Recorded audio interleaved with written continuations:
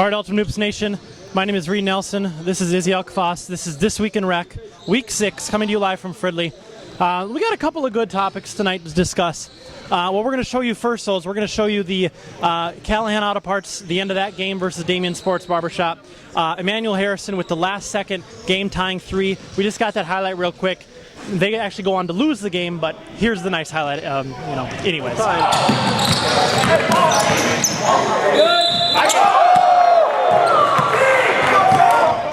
That was Emmanuel Harrison from Callahan Auto Parts. Again, they go on to lose the game. So, okay, Izzy, topic of the week. Mike DeNuno down in Chicago. We got to talk about it. I know this is a Minnesota show, but scored 118 points. Now, we'll just go through some numbers here. 174 shots taken plus 16 free throws equals about 1 shot every 13 seconds. About. First off, is it even possible?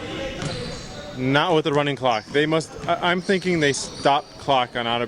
They had to have. They just can't. I don't know how you can get up and down the court jacking up a shot every 13 seconds. It doesn't make sense to me. That's all. Especially considering that we're not counting the free throw time. Well, I did factor the free throw time into the 13-second thing. So. That's. I don't know how it's possible. I mean, obviously there's no defense. None. Zero. Zip. Yeah. Right. So you run up. Yeah, I guess it's possible. I mean, it kind of taints everything. It's just kind of lame that they would do that, but whatever. That's the word that I'm looking for. And the more I think about it, I know it's lame, but it does upset me because no one will ever touch that number again.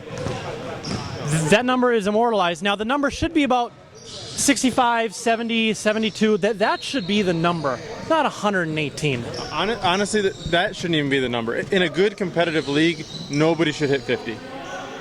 In a competitive league, there's nobody. Sure, but there are blowouts. Yeah, there are blowouts, but if you get two solid teams, like this isn't the NBA, 48 minutes stop clock. This is 44 minutes running clock.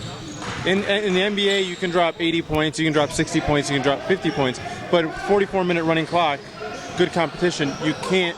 There's not enough time. I just don't. I agree. So what do you think should be that number? Like Wilt Chamberlain's 100. In a running clock, 44 minutes, I would say 65 would be Wilt's number. That would be the equivalent of 100. That's isn't that what I just said? Yeah, no, but I'm saying that is the Wilt Chamberlain number, but that's not. Sure. Yeah, I thought you meant that should be like people hitting 65 is Gotcha. Well, yeah, I meant the Wilt Chamberlain number. Yeah. See, now you keep walking away from me. Now we've done this about 25, 35 times. We should know what we're doing from now on. Okay. So, big story on the court now. Yesterday, the Rebels lose to the Blue Horns. Okay, and tonight the Bulls North beat the Turtles. So let's talk about Rebels Blue Horns first. First off, talk about the Blue Horns. They're good. I mean, they're a good team. I think losing Halverson and Das isn't necessarily this is rec basketball, so. Talent is important, but I think chemistry and type of play is more important. That's why the Rebels are really good. That's why the Blue Horns have improved. This way you have guys playing roles. Rebels have role players. When you get teams with a lot of talent, they typically don't win because they're all used to scoring, they're all used to shooting, they're all used to isolation. Gorillas are a good example. A lot of talent, but not a very good team-oriented basketball team. So I think that's the issue. Blue Horns don't have that problem. They're a good team. I just don't think that they have the pedigree necessarily or the firepower to win 4 straight games to win the title. I think they can make the Final Four. I don't see them making the finals or they get into the Gold Cup. Is it possible that the number 1 and number 2 ranked teams next week will both be from Fridley? The Nets and the Bulls. Is that possible? And has that ever happened before?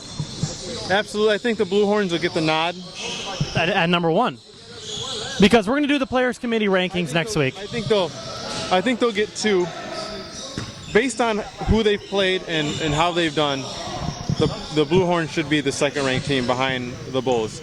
The Bulls beat the Turtles today.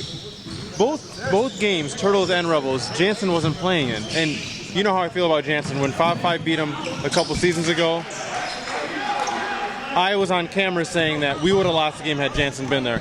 So it's not a bias thing. It's not like I'm taking credit away from teams. I say the same thing about our team. right? So it has nothing to do with my team, somebody else's teams, hating on anybody. It's more or less my opinion. I think Jansen makes that big of a difference. It's not a coincidence that both teams lost this week. So I think playoffs is really what matters. I don't give two shits what happens this week, last week, moving forward. Family show. I don't give two shoots. Is that good? Perfect. What happens? Playoffs is what matters. And at the end of the day, the cream of the crop comes out in the playoffs. There's a reason why the Rebels and Turtles have won for 5 straight seasons. Okay, Red Devils v Showtime yesterday. Game tied.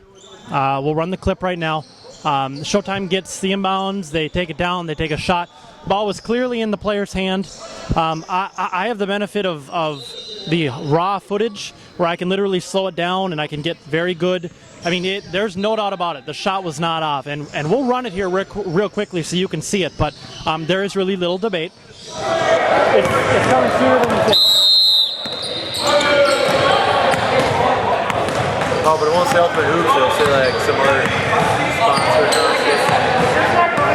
6. Wants to play Kevin Smith drew up.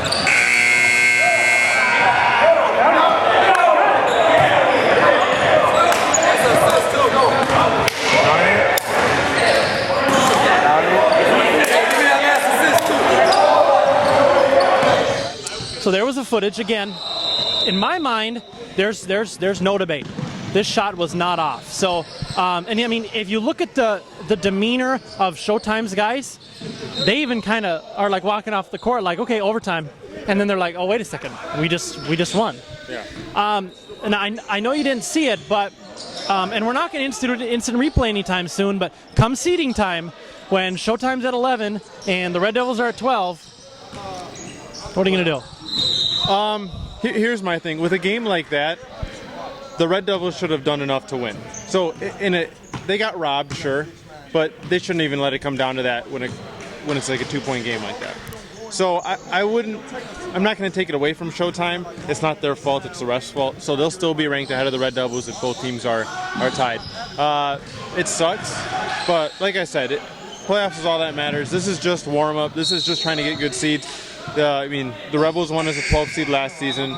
Lower seeds have made it to the finals. So it happens. Absolutely. All right, sir. Well, we're getting warmed up towards playoff time. Remember, only 8 weeks this year, or this season, and then we're going to be going to playoffs right after Labor Day. So stick around for next week's episode. We're going to be very action-packed and going to have a lot of fun for the rest of the season. So thanks, UH Nation.